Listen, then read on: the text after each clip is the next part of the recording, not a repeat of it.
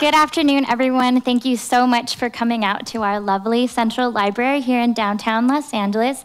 I'm really, really excited to be here with you all to share a little bit about the library's history and how important libraries still are in this digital age.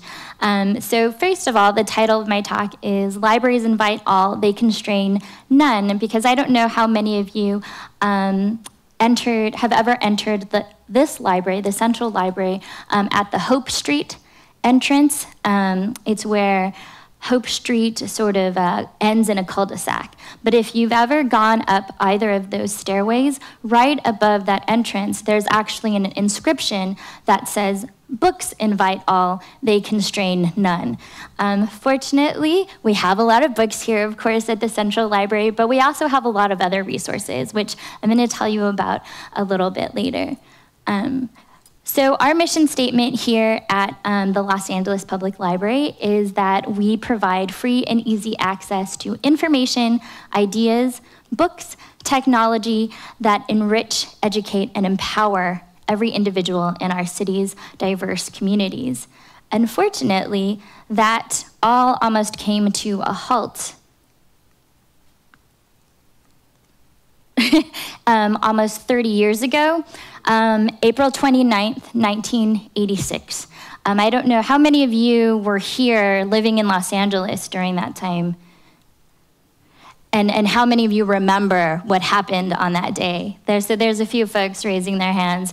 Yes, on that day, there was an arson fire that was set at the library. So this is an aerial photo of the smoke and the water that was coming that day, as well as a photo of one of the firefighters looking through the wreckage. Now, this building was originally built in 1926, and if you can tell by the photo there, that tower was a mosaic of celestial themes, and it incorporated Spanish, ancient Egyptian, and Roman architecture because it was built in 1926. And the theme was sort of the light of learning. So if you walk around the library after this and take a look, there's a lot of those themes still in the building. So originally, when it was built in 1926, it only consisted of one building. Then, when this fire occurred, starting at around 11 a.m. on April 29th, 1986, a fire alarm went off at the fire department. And so they sent some units in. And at first, they didn't see anything. They didn't see any smoke. They didn't know sort of what was going on, why this fire alarm went out. But then soon, they started seeing smoke coming from the northwest corner.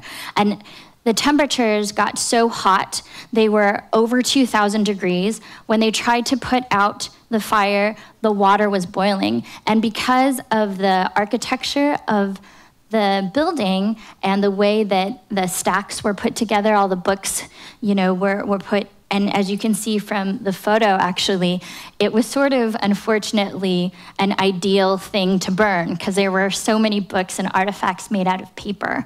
So it wasn't until 6:00 p.m. that they were able to put out the fire.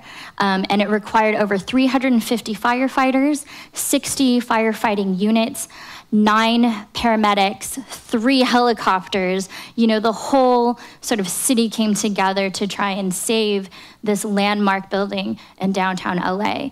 And after they put out the fire, though, about 20% of the collection was lost. So over 400,000 books, and about 700,000 actually were damaged by the water, and the rest were damaged by the smoke. And that is a real pity because, as you may or may not know, our library, our Los Angeles Public Library, is the 3rd largest library system in the entire nation, and it's also the largest public library west of the Mississippi. The only good thing that sort of happened, because these are more photos of that day and the aftermath, was how the library, the people in the community came together to actually help the library. So in the previous slide, actually, you could see there were only over 1,500 volunteers from the community that came to help save the books. Basically what they were doing, they were boxing up the books that could be saved to be shipped out to Texas to be freeze dried so that, you know, the books that had gotten wet would be saved, hopefully.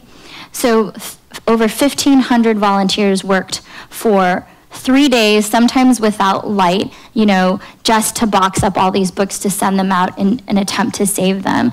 And it really galvanized the community here in Los Angeles. Some of you who were here during that time might have been some of our awesome volunteers who did that.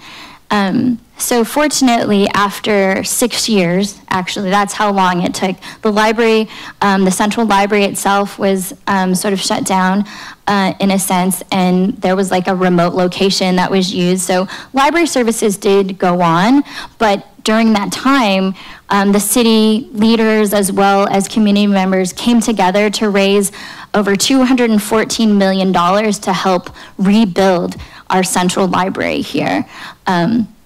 So the library that is here now, that you're in, is the new library. So the building that you see, this part of it is actually part of the new wing, the Tom Bradley wing of the library. So this didn't exist before 1986. And if you've ever seen the large atrium,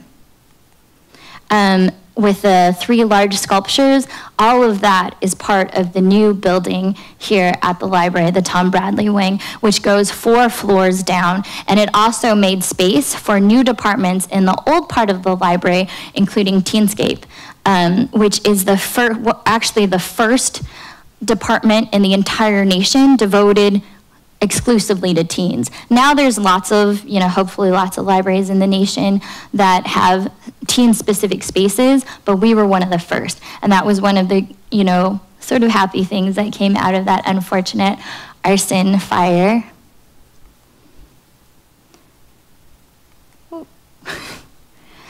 So then we were able to finally go back and actually continue with our mission statement, which is providing that free and easy access to information, ideas, books, and technology. And even though books are sort of our main, item that we give out or, check out and help lead to people, we actually have lots of other resources as well. We have lots of programming, we have lots of workshops, we have events like this, TEDxLAPL.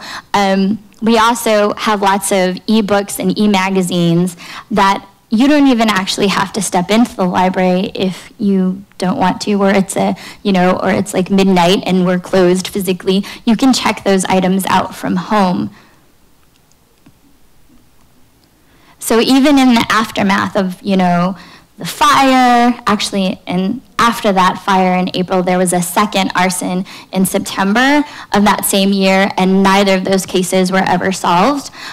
We still have been able to rise again and evolve with the times. So we have our Full Steam Ahead programming. I don't know if any of you are familiar with that, but through that, we give kids and teens, and actually this upcoming year, adults, access to science, technology, education, art, and mathematics workshops to help with school and with their careers. We also have student zones, which help kids with their homework in the afternoons.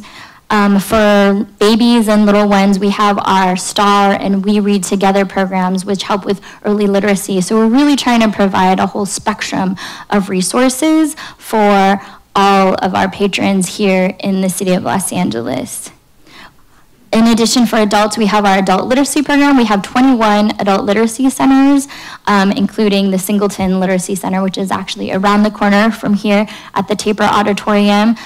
We also have citizenship corners to help people start on their immigration journey. We also have the Allowed program, which happens in this auditorium, featuring lots of different authors and signings and things like that. So as you can see, in addition to books, and even in confronting crazy things like fires and other things like budget cuts and things like that, we've been able to invite all and hopefully constrain none. One of our other events, also from Full Steam Ahead, is a workshop that was happening in one of our branches, one of our 72 branches, where they built a Lego mosaic to let people know that reading is magical. So those are just a few of the many ways that the library helps open closed doors. Thank you.